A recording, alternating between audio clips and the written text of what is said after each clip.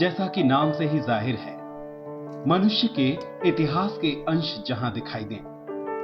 जल, जंगल और जमीन से जज्बात का रिश्ता रखने वाले आदिवासी।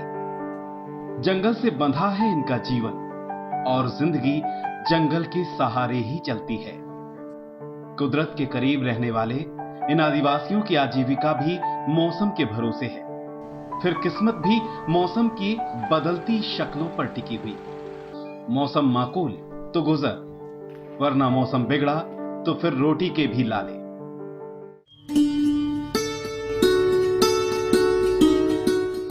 आदिवासियों का पुरातन व्यवसाय है महुआ। वो एक काम जो इनकी पहचान बन गया। महुआ सुखाकर ये इसे बाजार में बेचते आए हैं। लेकिन महुए के इस रोजगार में भी अक्सर ये होता है कि बाजार में बिकने से पहले उसकी शराब बनाकर ये खुद अपना शौक पूरा कर लेते हैं।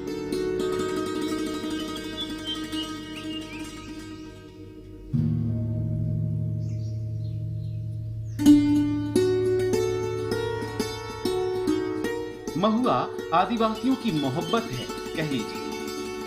ये महुए के तो जैसे हर रंग रूप और खूबी से वाकिफ हैं। बाकी भले ये जंगल के जंगल काट ले जाएं, लेकिन महुआ के गिरे हुए पेड़ पर भी आदिवासी कुल्हाड़ी कभी नहीं चलाता।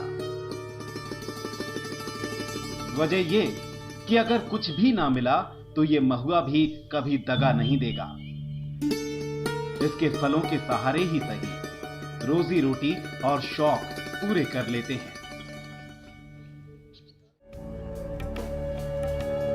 हमारी आपकी दुनिया के रंग और रफ्तार से बहुत दूर हैं ये आदिम लोग। जंगलों में कैद हैं तो पिछड़े कहलाते हैं, लेकिन मिट्टी और लकड़ी के इन घरों में देखिए इनका हुनर। स्वभाव से परिश्रमी होते हैं आदिवासी, बशर्ते कि कोई इन्हें राह दिखा दे। मध्य प्रदेश राज्य ग्रामीण आजीविका मिशन ने इन आदिवासियों को वही राह दिखाई है और कोशिश की है कि जंगलों के सहारे जीने वाले आदिवासियों का आसमान कुछ और बड़ा हो सके। लेकिन MPSRLM ने शुरुआत एकदम जमीन से की। खेती किसानी को तो बहुत कम है, ग्रामीण उसमें महुआ और ट्रेडिशनल फार्म में चले आ रहे थे, लेकिन जो हम यहाँ पे आए तो उन्हें कुछ कृषि से संबंधित ऐसी चीज़ें कि जो महंगे भी ना हो और साथ ही साथ जो यूरिया के पे डिपेंड है उनको थोड़ा सा दूर करने का प्रयास जैविक रूप से करने का प्रयास किया है। शहडोल जिले के पाथर गांव में देखिए कि कैसे आदिवासियों की तकदीर बदलने की इबारत लिखी गई। एक ही रंग में रंगी ये महिलाएं स्व सहायता समूह की सदस्य हैं। ये वो स्त्रियां हैं जिन्हें MPNRLM ने सीमित संसाधनों में कब, क्या और कैसे उत्पादन करना है इसका प्रशिक्षण दिया है। इस प्रशिक्षण में बीज से लेकर पौधे को रोपने और फिर आगे चलकर फल और अनाज की बिक्री तक की सारी ट्रेनिंग दी जाती है। ये केले, अनार और पपीते के पौधे इसी समूह की महिला सदस्यों की मेहनत है। बढ़ते तापमान और गर्मी से बचाने घास की छत बनाकर छांव दी गई है, जिससे इन फल वाले पौधों को मौसम की मार से बचाया जा सके। ये महिलाएं यहाँ लेयर पद्धति से खेती करना सीख रही हैं। यहाँ केले, अनार, आंवला और पपीते के पौधे के बीच में सब्जियों की खेती शुरू हो गई है। आम के आम और गुठलियों के भी दाम के अंदाज में सब्जियों के साथ फलों की भी खेती हो जाएगी। पिछले साल में आजीविका मिशन से जुड़े हुए तो समूह से 500 रुपया लिया तो पिछले साल, तो उनके व्यवहारिक बीज भंडार से ही लौकी के बीज लिए थे। उनके लौकी लगाए थे ही तो 50,000 के लौकी पिछले साल निकाले थे। पहले हम जान लेते हैं कि सीमित संसाधनों में कब और कैसे अच्छा उत्पादन किया जाए। इसकी उन अलग अलग तकनीकों के बारे में जो आदिवासियों का जीवन बदल रही हैं। पाथर गांव की स्वसहायता समूह की ये महिलाएं इस वक्त एजोला नामक एक जलीय फर्न को उगा रही हैं। एजोला नाम का ये फर्न एक साथ कई सारे कामों में उपयोगी है। नाइट्रोजन फिक्सेशन की खूबी होने की वजह से फसलों में डालने पर ये खाद के काम में आता है और अगर इसे पशुओं को खिला दिया जाए तो इसकी बदौलत पशुओं के दूध की मात्रा बढ़ जाती है। इसका पानी भी अगर फसलों पर छिड़का जाए तो यह फसलों के लिए किसी टॉनिक से कम नहीं। एजोला एक तरीके की काई है। इसकी खूबी यह है कि ये पशु भी खाते हैं क्योंकि इसमें प्रोटीन होता है, मिनरल होते हैं, कार्बोहाइड्रेट होता है और ये एटमॉस्फेरिक नाइट्रोजन को एब्जॉर्ब करके और नाइट्रोजन बनाता है। तो एजोला कल्टीवेशन बड़ी मात्रा में हमारे लोग कर रहे हैं। गांव में स्वसहायता समूह की ये महिलाएं वर्मी टी पद्धति के बारे में जान रही हैं। हैरान होंगे आप सुनकर कि बोलते भले ना हो लेकिन पौधे भी चाय के शौकीन हैं। ये पोषक तत्वों से भरी चाय है जो भूमि की उर्वरा शक्ति बढ़ाने के साथ पौधों को भरपूर पोषक तत्व देती है। गोबर और केंचुए को एक बोरे में भरकर इस तरह से टांगते हैं कि उसमें नमी बनी रहे। केंचुए इसमें लार छोड़ते रहते हैं।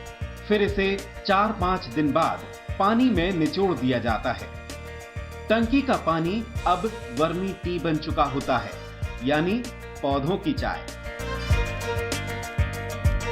वर्मी वॉश एक और तकनीक है जिसमें पौधों की वृद्धि के लिए हार्मोन तैयार किए जाते हैं। इस तरह मटकों में 50-60 केंचुओं के साथ उनके भोजन के लिए गोबर डालकर स्टैंड पर रख दिया जाता है। फिर पानी से भरा एक और मटका इसके ऊपर। बोतल में टपक रही ये बूंदें केंचुए की लार, पसीना और मूत्र हैं जो पौधों में डालने बोतल में इकट्ठा की जा रही हैं।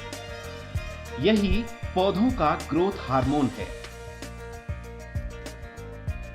वर्मी कंपोस्ट तीसरी तकनीक है जिसमें एलडीपी बैग में गोबर और केंचुए के सहारे खाद तैयार की जा रही है। इसमें खाद तो बनती ही है, केंचुए की जनसंख्या भी बढ़ जाती है जिन्हें बाजार में बेच भी लेते हैं। केंचुआ खाद के 1 महीने में 35 दिन में बन जाता है। उसको निकाल के दोबारा गोबर डालो और ऐसे गोबर खाद डालो उसमें नड़े में कि वो मुलायम रहे, पानी ज़्यादा भी नमी बेस रहे, नमी बस जैसे हल्का पानी उसमें डाले कि केंचुआ भी न मारे। ऐसे झाला भी बनाते ऊपर की छाया उसको दे दे कि वो उसके धूप में केंचुआ भी न मारे। धौनहा गांव में स्वसहायता समूह की ये महिलाएं लाइट ट्रैप संयंत्र का इस्तेमाल कर रही हैं। सब्जी की फसलों और फलदार पौधों पर बदलते मौसम में कीटों के प्रकोप को रोकने के लिए इस तरह लाइट ट्रैप संयंत्र का उपयोग किया जाता है। बल्ब की रोशनी से आकर्षित होकर कीट सीधे मटके तक पहुंच जाते हैं। मरे हुए कीट पतंगों का ये पानी खेतों में खाद के तौर पर इस्तेमाल होता है। वो कीड़े आके बल्ब द्वारा मटका के अंदर रात में समाप्त हो जाते हैं और कुछ जो बचते हैं माहू लोग तो ये आयल में आके चिपक जाते हैं। 2 प्रकार के तो ये बचत हुआ। तगावर गांव में मिट्टी से ढके हुए ये गड्ढे भू-नाडेप तकनीक का हिस्सा है, यानी इन गड्ढों में कचरे से खाद बनाई जा रही है।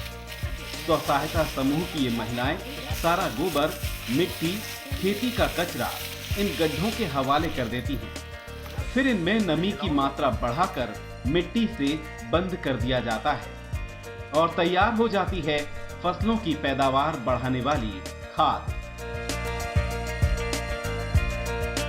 मोहार टोला गांव की महिलाएं अब पानी की बचत के साथ अपनी फसल को खरपतवार से बचाना सीख गई हैं। पॉली मल्चिंग तकनीक के सहारे जहां पौधा लगाया वहीं पॉलीथीन को गोल घेरे में काट दिया जाता है। पौधे को पोषक तत्व भी सही मात्रा में मिल जाते हैं और पानी की बचत के साथ खरपतवार से बचाव भी। देखिए इनकी मेहनत का सुर्ख रंग टमाटरों से लदे इन पौधों में। मोहार टोला गांव के तकरीबन हर घर में इसी तकनीक से खेती की जा रही है। स्व सहायता समूह की एक सदस्य ने घर के पीछे के छोटे से आंगन में ये खेती शुरू की थी। 2 महीने के वक्त में ही इनकी मेहनत के रंग यहाँ दिखाई देने लगे हैं। इस महिला सदस्य ने MPSRLM की ट्रेनिंग के मुताबिक काम करना शुरू कर दिया है। इस वक्त यहाँ स्व सहायता समूह की बैठक चल रही है। समूह की महिलाएं विभाग के कर्मचारियों के साथ लेन देन और अपने जमा खाते के संबंध में जानकारी इन बैठकों में प्राप्त कर लेती हैं। रजिस्टर में जो हम लिखे हैं, दुर्गा स्व सहायता समूह से 40,000 रुपये निकलवाए हैं महुआ भर्ती के लिए, 30,000 निकलवाए हैं टुल्लू पंप के लिए और 35,000 निकलवाए हैं शुभम से वही टंकी में मोटर बैठाने के लिए। अभी तक ज़िले में कहीं से भी जो है हमको ऐसे डिफ़ॉल्ट लोन की समस्या नहीं आई है। इतना अच्छा तालमेल और ग्रामीण महिलाओं का इतना अच्छी समझदारी मतलब इस ज़िले में देखने को मिल रही है कि बैंक किसी भी बैंक का कोई भी लोन ये खराब नहीं हुआ है।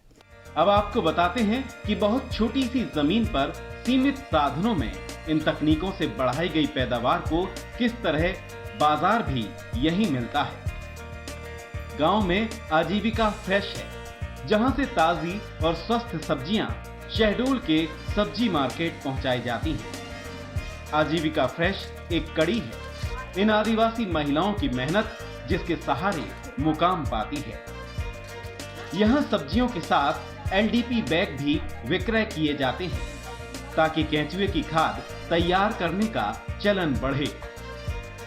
मिट्टी की दीवारों पर हाथों से दर्ज हुए ये नाम बताते हैं कि स्व सहायता समूह ने आजीविका की राह ही नहीं दिखाई, खुद को दोयम दर्जे का समझने वाली स्त्रियों की सोच भी बदली है। स्व सहायता समूह की सदस्य अब मोहार टोला गांव की इन महिलाओं ने अपनी पहचान पाली है और खुद पर गुरूर करने की वजह भी मिल गई है इन्हें। अब देखिए कि 5 उंगलियां मिलकर कैसे एक दूसरे की ताकत बन जाती हैं। मोहार टोला गांव की नानबाई ने अपनी जमीन स्व सहायता समूह को खेती के लिए दे दी। जमीन नानबाई की और मेहनत स्व सहायता समूह की महिलाओं की। पॉली मल्चिंग टेक्निक के सहारे टमाटर और मिर्ची और बैंगन की बहार है अब इनके छोटे से खेत में।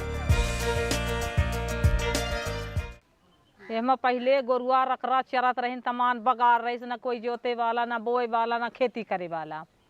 हमरे पास काफ़ी मजबूरी आ गए। हम 10 महिलाओं जोड़ कर एमा साग भाजी का उत्पादन कर रहे हैं। हाँ, जोला खाद बनाए हैं, मटका खाद बनाए हैं, बरनी बास बनाए हैं, है ना, सब दवाई तो बनाए हैं, लाइट ड्रिप बनाए हैं, अपने नूच के लाने लगाए हैं। साग सब्जी में या बरनी खाद, दवा, दारू सब तो सींच रहे हैं, उत्पादन कर रहे हैं। हाँ हाँ, धीरे धीरे अपन बढ़ा रहे हैं भाई। हाँ, कहते हैं आदिवासी अपना स्वभाव, परंपरा और संस्कार नहीं छोड़ते। झरिया टोला गांव के इस घर में देखिए, आज भी इस परिवार में रसोई में जाने से पहले नहाना जरूरी है। इसीलिए सुबह की चाय के लिए एक चूल्हा बाहर दालान में अलग से है। लेकिन जहां लगा कि इसमें हमारी समृद्धि और विकास है, तो आदिवासियों ने खुद को बदला भी। MPSRLM की समझाइश पर अब ये आदिवासी सिस्टम ऑफ वीट इंटेंसिफिकेशन से गेहूं और श्री यानी सिस्टम ऑफ राइस इंटेंसिफिकेशन से चावल की खेती करते हैं। MPSRLM का मार्गदर्शन और इनकी मेहनत का मेल इन मुस्कुराते चेहरों में और अनाज से भरे इन खुशहाल घरों में दिखाई देता है। और इस तकनीक को तो ऐसे आत्मसात किया है इन्होंने कि पूछने भर की देर है, श्री उनकी जुबान पर है। पहले पारंपरिक हिसाब से जो खेती किए हैं उसमें से हम बहुत कम उत्पादन पाए हैं, और जब हम आजीविका परियोजना के माध्यम से हमें कुछ टेक्निकल ज्ञान दिया गया खेती के बारे में, तो उस हिसाब से जब हमने खेती किए हैं तो इतना अधिक हम उत्पादन पाए हैं। जैसे कि पुराने में हम पा गए मान लीजिए 25 कुंटल, और SRI पद्धति खेती करके हमने उसमें जाके हम 100 कुंटल के आसपास में कहीं हम उसका उत्पादन किए हैं, जो कि आज भी हम कर रहे हैं, जिसमें पूरे तरह से खाद्य हम लोग आपका जैविक खाद डालते हैं। बेड बनाया, बेड बना करके उसमें बेहन डाला, जैविक कृषि के अनुसार उसमें गोबर की खाद पकी हुई सड़ी हुई डाला। और डालने के बाद जब हमने देखा कि उसमें फसल लगाने के बाद जब गुड़ाई की हमने 1 बार 2 बार 3 बार जब गुड़ाई की तो एक पेड़ में कम से कम 70 से 80 कल्ले हमको मिले। और उसमें उत्पादन क्षमता जब हमारी बढ़ गई तो हम लोग उसमें बहुत संतुष्ट हुए। 1 एकड़ में लगभग 25 से 30 कुंटल तक हम लोगों को जब उत्पादन मिला, इसके पहले 12 से 15 कुंटल तक मिलता था। MPSRLM की योजनाओं के सहारे इन आदिवासियों का जीवन ही नहीं बदला, यहाँ प्रशासन ने इन्हें जागरूक करने का भी बीड़ा उठाया कि अब तक समाज की आखिरी कतार में खड़े ये लोग भी जाने अपना सबसे बड़ा अधिकार। आने वाले समय में सभी जिला हेडक्वार्टर में, यहाँ तक कि भोपाल में भी हम एक बहुत बड़ा ऐसा सब्जी का जिसका नाम ही आजीविका फ्रेश होगा उसको बनाएंगे। और शहर में लोगों को पता है कि जो ग्रामीण क्षेत्रों से जो सब्जियां आ रही हैं वो सब्जियां ताज़ा हैं, अच्छी हैं और उनमें केमिकल्स का कम से कम उपयोग है या केमिकल फ्री हैं, पेस्टिसाइड्स का उपयोग नहीं किया गया है और ऑर्गेनिक हैं जिनमें गोबर की खाद का उपयोग किया गया है। क्योंकि आपने ये भी देखा होगा कि हमने वर्मी कंपोस्ट और नाडेप को भी बहुत ज़्यादा प्रमोट किया है। अर्थात कृषकों को जो बाज़ार से उनको यूरिया, DAP या अन्य कोई रासायनिक उर्वरक लाने पड़ते थे, उन पर भी उनकी निर्भरता कम हो रही है। तो प्लान तो काफ़ी है, उसके लिए हमको फिर उसके कोल्ड चेन भी स्थापित करने पड़ेंगे। लेकिन जैसा कि आजीविका फ्रेश है, हम कुछ प्रयास भविष्य में करेंगे कि जैसे जैसे उत्पादन बढ़ेगा तो जिला स्तर पर भी, सभी ब्लॉक स्तर पर तो करेंगे, जिला स्तर पर भी आजीविका फ्रेश हम बनाएंगे। बीते विधानसभा चुनाव में आदिवासी बाहुल्य शहडोल जिला सबसे ज्यादा वोटिंग प्रतिशत वाला जिला घोषित हुआ था। शहडोल कलेक्टर अशोक कुमार भार्गव ने इस इतिहास को रचने में आदिवासियों के बीच उत्प्रेरक का काम किया और राष्ट्रपति ने इन्हें पुरस्कार से नवाजा भी। कलेक्टर अशोक कुमार भार्गव अब कम लागत कृषि उपज तकनीक के सहारे भी शहडोल का नाम पूरे देश के नक्शे पर लाना चाहते हैं। अभी हमने कई गांवों में देखा NRLM के तहत कृषि के ऊपर में बहुत अच्छे काम हुए हैं, तो इसी तरीके का एक और अवार्ड मिलने के लिए आपकी क्या भविष्य में योजना?